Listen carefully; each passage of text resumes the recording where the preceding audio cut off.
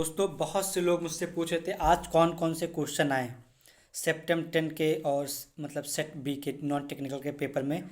क्योंकि मैंने आज पेपर दिया है तो मैंने क्वेश्चन देखे हैं। 120 क्वेश्चन होते हैं, 90 मिनट को करने होते हैं।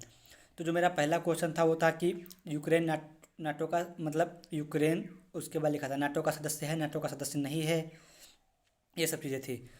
तो एक ये क्वेश्चन था यूक्रेन मतलब उसके नीचे ऑप्शन थे नाटो का सदस्य है या नहीं है या क्या है। जो अब मैथ के क्वेश्चन बताते हैं। मैथ में हमको आपको दो तीन मतलब दो तीन क्वेश्चन ऐसे मिले थे कि एक आयताकार घन है, उस घन से हम मतलब 1 × 2 × 4 5 1 × 2 × 4 सेंटीमीटर के कितने टुकड़े काट सकते हैं घन के। तो घनाभ के। तो ये दूसरा क्वेश्चन, एक क्वेश्चन ये याद आ रहा है। और एक क्वेश्चन था कि उसमें मतलब एक कोड दिया था, जैसे दिया था कि जैसे उसमें कुछ सा समथिंग इंडियन का कोड दिया था, इंडियन, और अगर इंडियन इक्वल टू PYSM ऐसा कुछ करके था। देन एक दूसरा था अमेरिकन इज इक्वल टू, उसमें तुमको बताना था कि उसको कोडिंग डिकोडिंग करनी थी।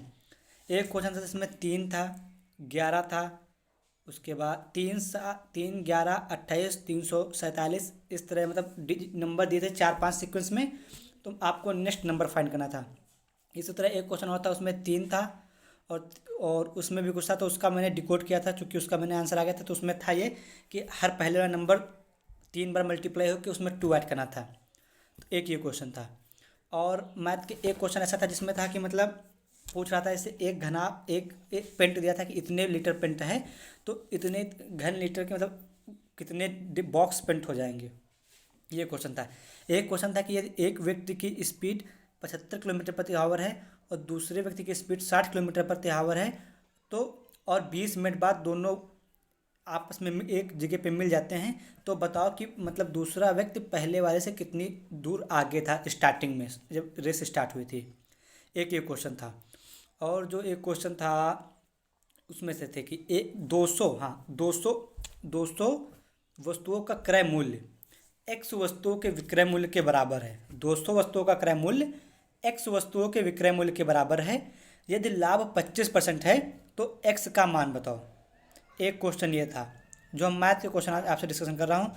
और सम क्वेश्चन ऐसे थे जिसमें था कि मतलब एक व्यक्ति अपने घर से मतलब पहले, हाँ इधर का हमने सॉल्व किया था, इधर बनाया था। हाँ, अपने घर से पहले उत्तर की ओर 14 मीटर चलता है, फिर बाईं ओर 19 मीटर मुड़ जाता है, मतलब मुड़ के बाईं ओर 19 मीटर सीधे चलता है, और देन फिर हमारा मतलब 4 5 मीटर आगे चल के फिर दाहिनी ओर 7 मीटर आगे चलता है। तो ऐसा करके था। तो पूछा था अपने घर से उसकी ऊर्ध्वाधर दूरी कितनी है। तो आपको डिस्प्लेसमेंट उसमें अगर आप उसको करते तो बहुत ईजिली सॉल्व हो जाता। और मतलब कुछ क्वेश्चन ऐसे थे जिसमें था कि यदि A B के दाईं ओर ABCD 4 लोग स्टेशन पे बैठे हैं, एक में गोल मेज पे बैठे हैं, A B के दाईं ओर बैठा है, C D के इधर बैठा है, ये इसके बैठा है, तो बताओ P मतलब B किसके बीच में बैठा होगा। एक ये क्वेश्चन थे। और रीजनिंग के जो क्वेश्चन थे उसमें था जैसे उसमें मतलब जो इंग्लिश के 2 2 नंबर का ग्रुप बना था, जैसे AD याद है, SL याद है, NP, इस तरह के कुछ ग्रुप थे उसमें, मतलब 2 2 अक्षरों के 4 5 ग्रुप थे। उसमें से मतलब सब ग्रुप में आप देखें तो 2 या 3 बीच में 3 अक्षरों का डिफरेंस था। बट एक पेयर था जिसमें डिफरेंस नहीं था, आपको वो पेयर सेलेक्ट करना था, वो मैंने फाइंड कर लिया था। एंड और जो क्वेश्चन थे, हाँ ये आपको मिलेंगे ग्राफ वाले, मतलब कि एक व्यक्ति यहाँ से चलता है, तो ऐसे 2 3 4 क्वेश्चन थे आपके पास। और और कौन सा क्वेश्चन था, और हाँ, और आपको बता रहे हैं और जो क्वेश्चन थे उसमें एक दो दो तीन में तो मतलब मैथ में रीजनिंग के ऐसे ही क्वेश्चन थे जिसमें कि हमको पूछा गया कि यदि इसका इसका गुणनफल इतना मतलब m+n का बेटा है, m n के वो है, तो इसमें रिलेशन बताओ। ऐसे क्वेश्चन एक दो थे। एक क्वेश्चन था कि यदि मतलब लड़कियों की आयु अपनी माँ 2 लड़कियों की आयु का योग अपनी माँ की आयु के योग के 5 गुना है, तो 5 वर्ष पश्चात दोनों की आयु का सम माता की आयु सम के 2 गुना बचता है, तो अभी उनकी माता की आयु की उम्र क्या है। एक ये क्वेश्चन था। और कुछ क्वेश्चन जो मतलब जो थे, एक जैसे उसको मैंने पूरी तरह सॉल्व कर लिया था।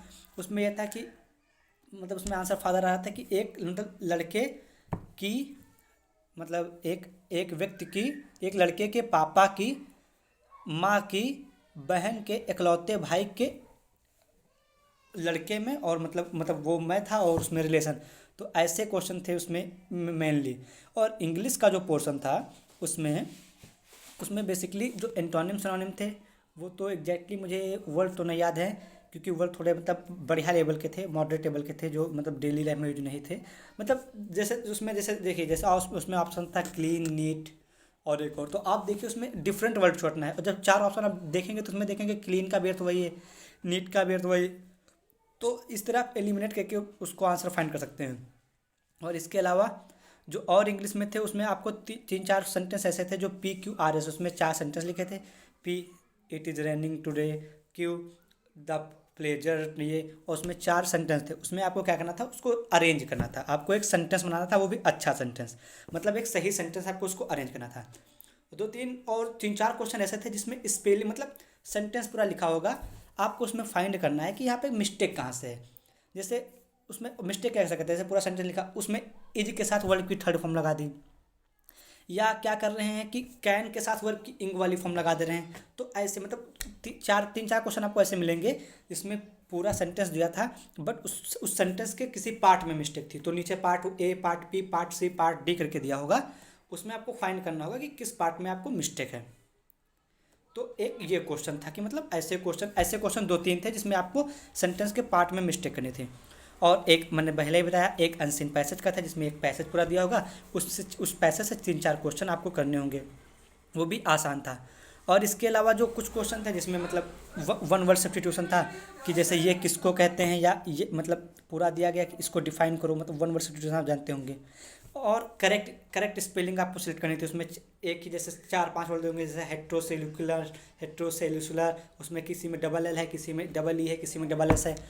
तो वो तो आपकी इंग्लिश की नॉलेज के अकॉर्डिंग, जितना आपको ज़्यादा इंग्लिश आती होगी, आपको, अगर आपकी इंग्लिश बहुत अच्छी है, क्योंकि मेरी इतनी अच्छी नहीं है, तो उन वर्ड को डिफाइन करना मेरे लिए थोड़ा मुश्किल काम था। बट अगर आपको अच्छी इंग्लिश आती है तो आप उनको ईजिली देख के ही टिक लगा देंगे।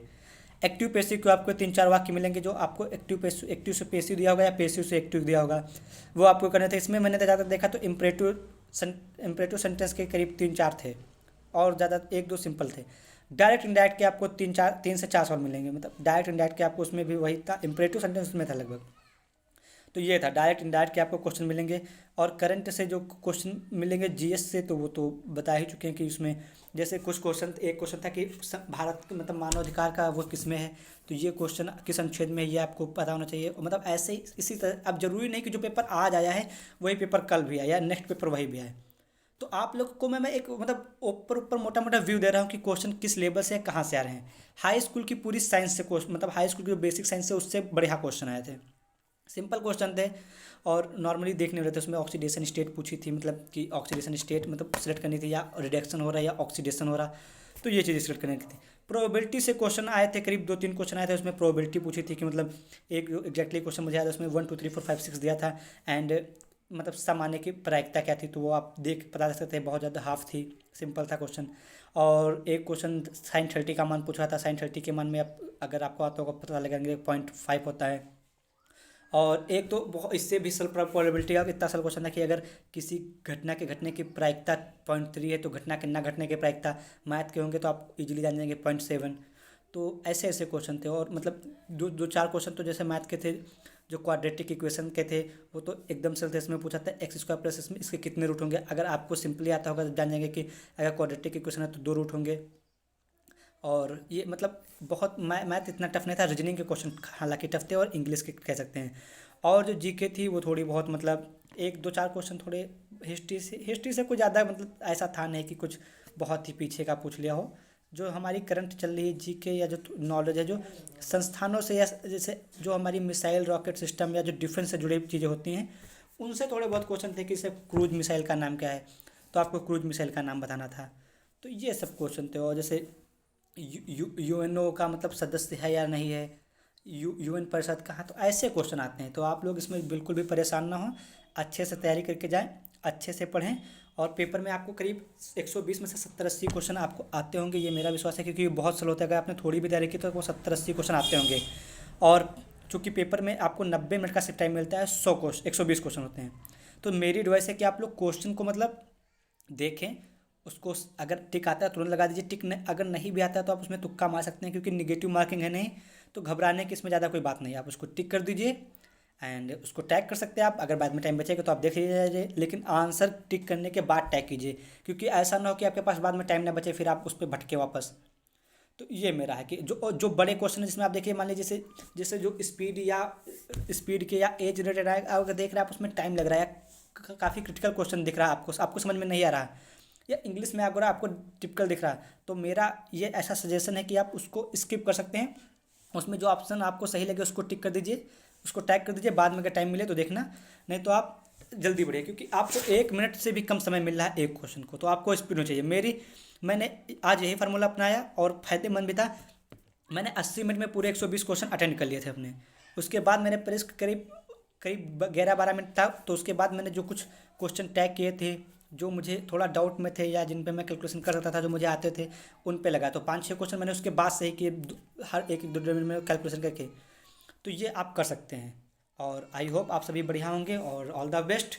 और कोई जानकारी हो, मेरा टेलीग्राम चैनल का डिस्क्रिप्शन में लिंक होगा, आप कमेंट बॉक्स में पूछ सकते हैं, मैं आपको जैसे पॉसिबल हो पाएगा आपको इन्फॉर्मेशन दे दूँगा। थैंक यू, और चैनल को सब्सक्राइब करके जाइएगा प्लीज़।